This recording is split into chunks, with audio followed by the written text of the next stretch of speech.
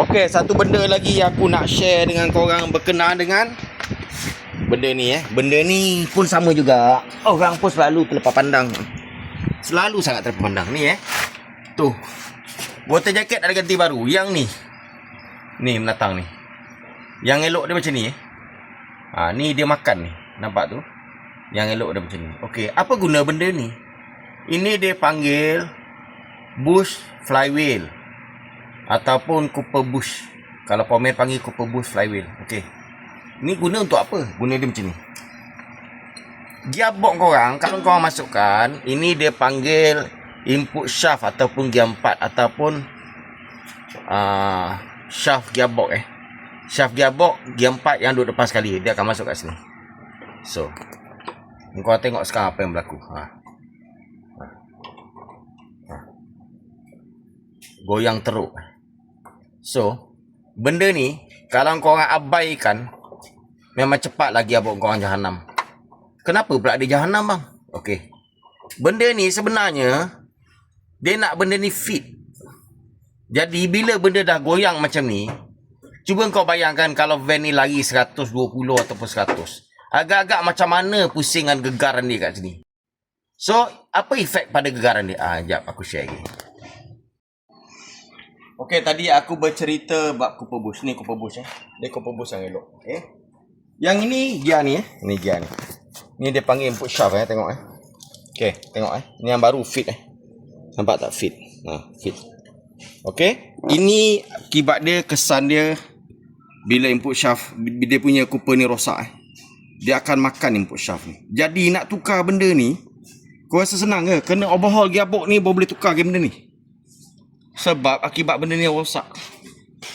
Jadi kadang-kadang macam aku cakap tadi lah, customer selalu kat tanya aku. Dia WhatsApp aku, bang, saya nak tukar kelas lah bang, agak berapa bajet bang Dia tanya saya agak. Aku rasa bersalah.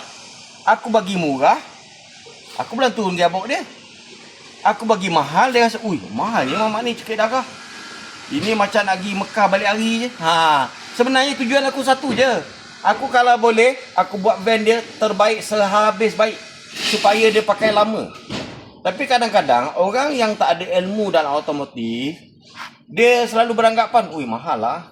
Cekik darah lah mamak ni. Dah lah muka tak handsome. Cekik darah. Nak pergi Mekah balik hari ke? Tak ada. Kat sini aku ada peluang nak terangkan dekat korang. Okey. Ni, satu lagi korang tengok. Ni. Bearing nak kena check. Ni, leaking ni. Kau rasa agak-agak leaking ni dia suka-suka ke dekat sini?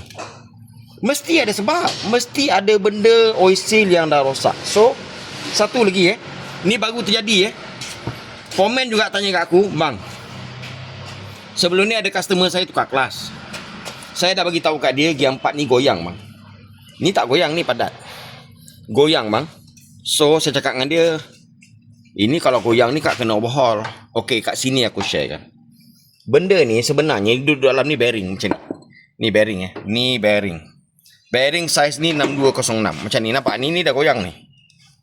Ni dah goyang aku tunjuk lampu. Ni sebenarnya dah goyang. Bila dah goyang, automatic shaft ni akan goyang. So sebenarnya kalau customer tu bersetuju, buka gearbox ni, cover ni, keluarkan bearing ni, tukar bearing baru, kos dia mungkin tak mahal. Tapi sebab dia kata, bang, saya tak ada bajet lah bang, hold dulu lah. Nasib dia tak baik, tanpa dia sedari, dia pakai van ni 6 bulan, 7 bulan, 8 bulan, setahun. Pecah gear bearing ni, hancur gearbox ni. Daripada tadi kos dia letaklah, kos tadi mungkin 300-400, dia akan jadi 1000 lebih. Okay. Jadi macam ni aku tunjuk korang sikit Aku tunjuk korang betul ke dalam tu bearing. Jom kita tengok.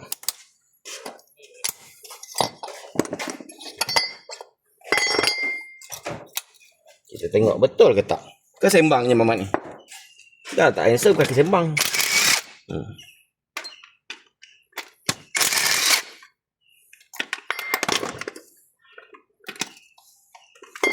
Di dalam ni ada oil seal dan bearing. Jadi itulah aku kata oil seal wajib. Oil seal pun dah kena bos. Ni oil seal aku check tu nampak bearing tu. Ni bearing tadi tu. Ni. Ni oil seal ni. Oil seal ni wajib tukar. Kalau tak tu jadi dia nampak tu kesan minyak dia. Minyak dia dua je. Tak datang daripada oil seal ni adalah minyak gearbox ataupun oil seal flywheel, minyak enjin. So, harap sedikit ilmu ni bermanfaat, dapat korang faham, boleh jimatkan duit korang. Okay? Jumpa lagi. Assalamualaikum.